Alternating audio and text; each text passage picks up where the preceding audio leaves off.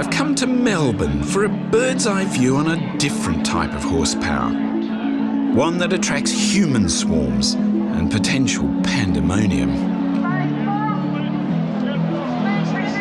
It's Melbourne Cup Day, the richest and most famous 2-mile horse race in the world.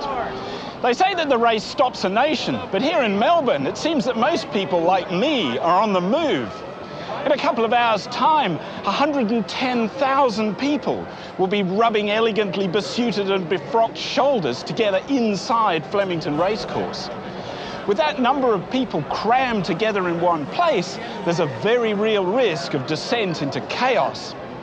Thankfully, there are subtle forces at work while we're at play.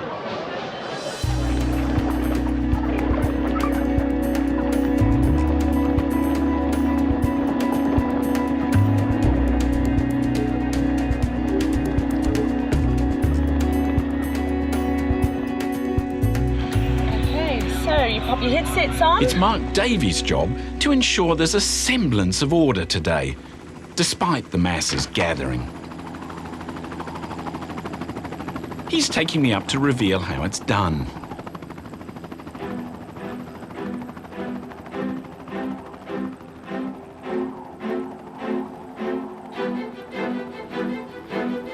Mark to the control centre. Could you please send through an attendance update? Yeah, current attendance is 90,000 with 52,000 brought in by rail at this stage. Yeah, received that, thank you. Over and out. This is the second largest gathering of race fans in the world, beaten by a nose by the Kentucky Derby. Well, at the moment, if you look down, it seems people are standing still everywhere else except walking quite cleanly down those alleyways. How do you organise that? That was an idea that one of the guys in the office came up with, of putting white lines on the actual turf and people would follow it. It seemed crazy at the time, but it's amazing how many people follow the 2 white lines. So without anyone ever really knowing what's going on, there's this behaviour that people will start to follow lines. Yep. They're put in an orderly fashion, people will follow it. Yeah. There you go. Simple rules lead to complex and ordered outcomes. That really does mesh with biology.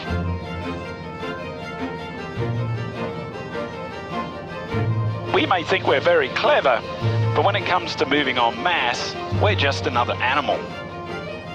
Just like fish schools or wildebeest herds or locust swarms, collective, organised crowd behaviour emerges because individuals are following simple behavioural rules. Now, in the case of a locust swarm, that simple rule is keep moving or your neighbour will eat you. In the case of human crowds, cannibalism isn't such an issue, but nevertheless, a shift from following the simple rule, keep within the white lines, to something else, such as run towards the exit, could be catastrophic. The real test for Mark's team comes when the punters all leave together. But first, it's time to saddle up for my yearly bet. Yes, right. What can I do? Can I have Shanghai bound in race 5? Right. And into Jukebox Jury in the Cup, please. And how much on the double, sir? A tenner? $10 on the double. And your change. Fantastic. Thanks so much. If there's one thing Australians love more than sport, it's betting on sport. We love a punt. We'll have a flutter on just about anything that moves. Horses, greyhounds, cane toads, two flies crawling up a wall. But the Melbourne Cup sees the pinnacle of our obsession. Today, we'll wager $350 million. And at its peak, 1,000 bets per second will come rolling in.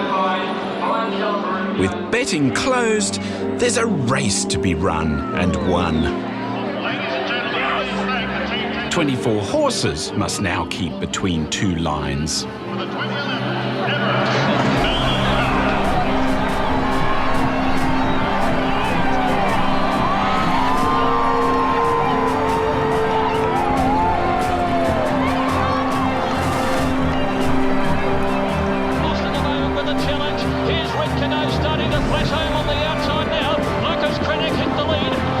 Coming down the outside, Dunedin is coming through in the middle, Dunedin, Red Canoe, and Lucas Cranach, Dunedin is coming hard, Dunedin, Red Canoe, Dunedin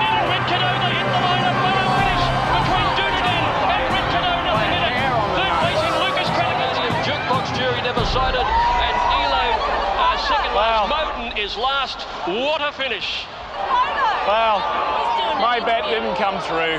Never mind. It's been hilarious. Top one by that much.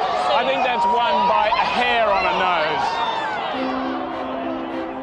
With Dunedin a winner by a whisker, it's extraordinary how quickly everyone leaves. The crowds disappear, a mass migration on the move back to the city and suburbs. 60,000 people vanish from the platforms next to the track. To help manage an orderly exit, Mark and his team create stages.